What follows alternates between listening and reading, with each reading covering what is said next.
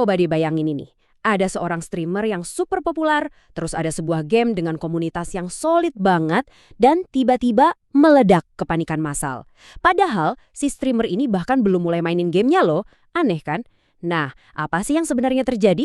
Yuk kita bongkar ceritanya bareng-bareng. Jadi, ini dia pertanyaan utamanya. Gimana bisa niat baik seorang streamer buat mainin sebuah game malah bikin para pemain setianya ketakutan setengah mati? Ini bukan drama online biasa ya. Ini tuh kayak cerminan benturan antara kekuatan raksasa seorang mega influencer dengan komunitas-komunitas kecil yang adem ayem di internet. Oke, jadi ceritanya berpusat di dua kubu nih. Yang pertama ada Windah Basudara, ya siapa sih yang nggak kenal, salah satu streamer terbesar di Indonesia. Terus yang kedua ada Theo Town. Ini game simulasi kota yang mungkin nggak seramai game-game raksasa, tapi komunitasnya itu, solid dan setia banget. Nah, percikan apinya itu mulai di media sosial. Sebuah postingan di Reddit, kayak yang kalian lihat sekarang, jadi saksi reaksi pertama komunitasnya. Dan reaksinya bukan seneng loh, tapi panik. Ini aneh kan? Reaksi kayak gini tuh udah jadi sinyal kalau ada masalah yang jauh lebih dalam dari sekedar seorang streamer mau coba game baru. Jadi apa sih yang sebenarnya bikin mereka ketakutan? Jawabannya ada di satu istilah yang kayaknya udah nggak asing lagi buat para penonton Windah. Bocil kematian. Ya, ini adalah sebutan buat sebagian dari fansnya yang jumlahnya luar biasa banyak dan seringkali punya reputasi agak susah diatur. Nah, ini dia nih biang kerokoknya yang biasa disebut efek Windah. Inilah inti dari ketakutan komunitas Theo Town.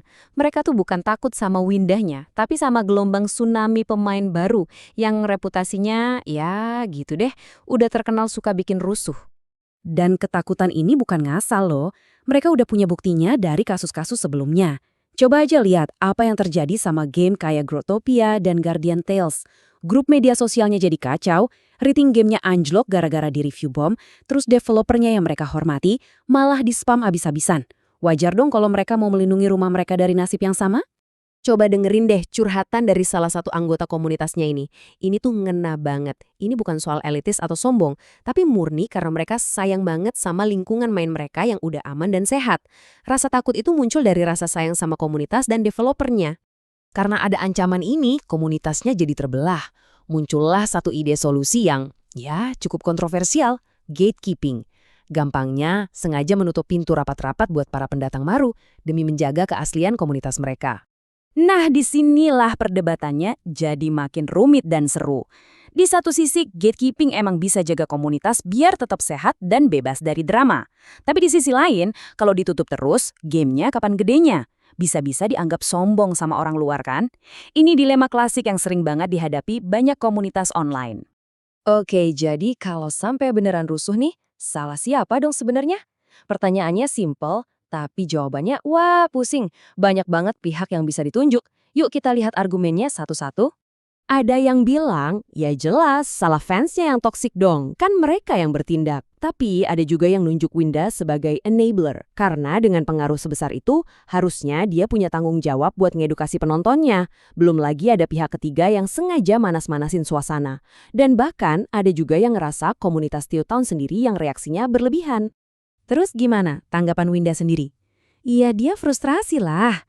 Dari sudut pandang dia merasa diperlakukan gak adil.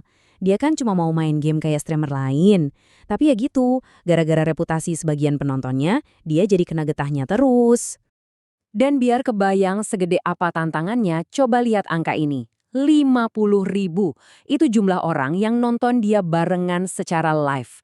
Coba bayangin, ngatur segitu banyak orang di satu waktu, susah banget kan? Mau niatnya sebaik apapun, hampir mustahil buat mastiin semua orang bakal berkelakuan baik.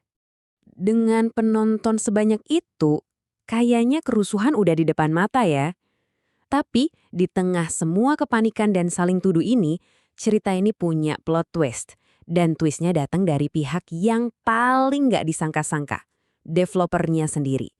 Langkah yang mereka ambil benar-benar bikin semua orang kaget.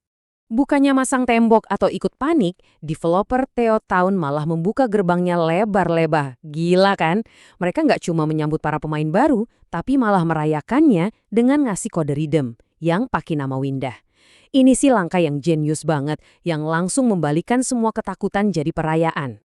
Dan inilah intinya, Kepanikan yang tadinya hampir memecah belah komunitas, malah jadi ajang promosi gratis terbesar yang pernah didapetin Theo Town.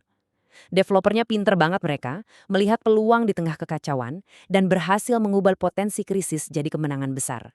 Cerita ini emang berakhir manis ya, tapi ini ninggalin kita sama satu pertanyaan penting yang perlu direnungkan.